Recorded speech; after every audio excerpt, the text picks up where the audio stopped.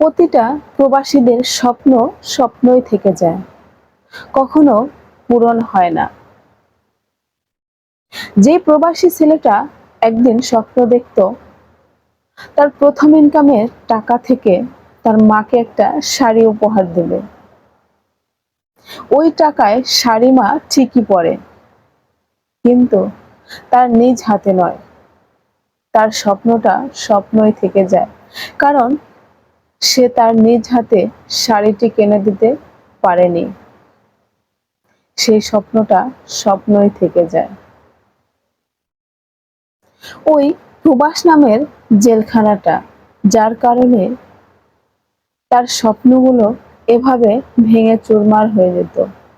যে প্রবাসী ছেলেটা একদিন স্বপ্ন দেখত তার ছোট্ট বোনটার বিয়ে সে দাঁড়িয়ে থেকে দেবে, অনেক বড় আয়োজন করবে, ধুমধাম করে ডাকডোল বাজিয়ে তার বোনকে বিয়ে দেবে, কিন্তু তা আর হয়ে ওঠে না।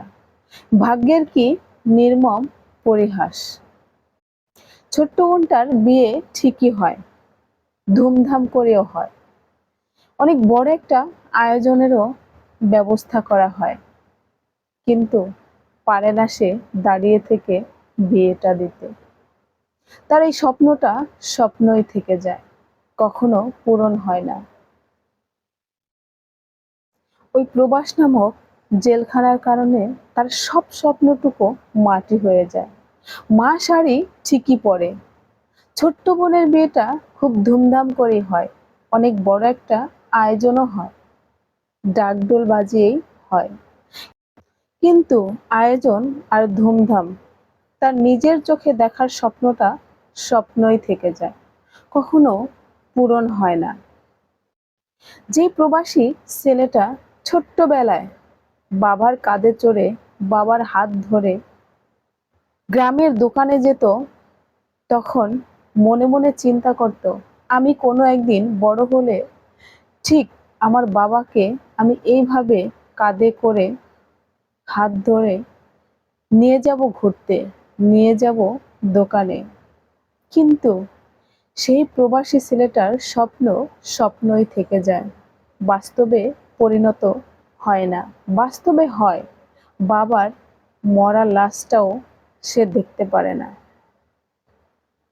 এমন একটা সময় আসে,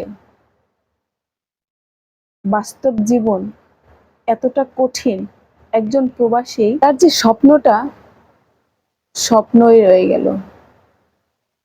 কখনো কি ভেবে দেখেছেন তার ভিতরে এই কষ্টটা তাকে কিভাবে কুরে কুরে খায়? কতটা যন্ত্রণাদায়ক, কতটা কষ্টকর! আপনাদের মনে প্রশ্ন জাগতে পারে, কেন আমি প্রবাসীদের নিয়ে কথা বলি? কারণ আমি একজন প্রবাসীর স্ত্রী।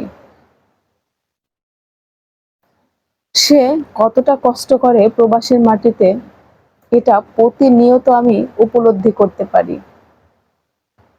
আমার ভাই এবং আমার স্বামী, এরা প্রবাসের মাটিতেই তাদের জীবনের অর্ধেকটা সময় পার করে দিয়েছে। আমি সব সময় তাদের এই কষ্টগুলোকে উপলব্ধি করতে পারি, বুঝতে পারি, খুব কাছ থেকে দেখি।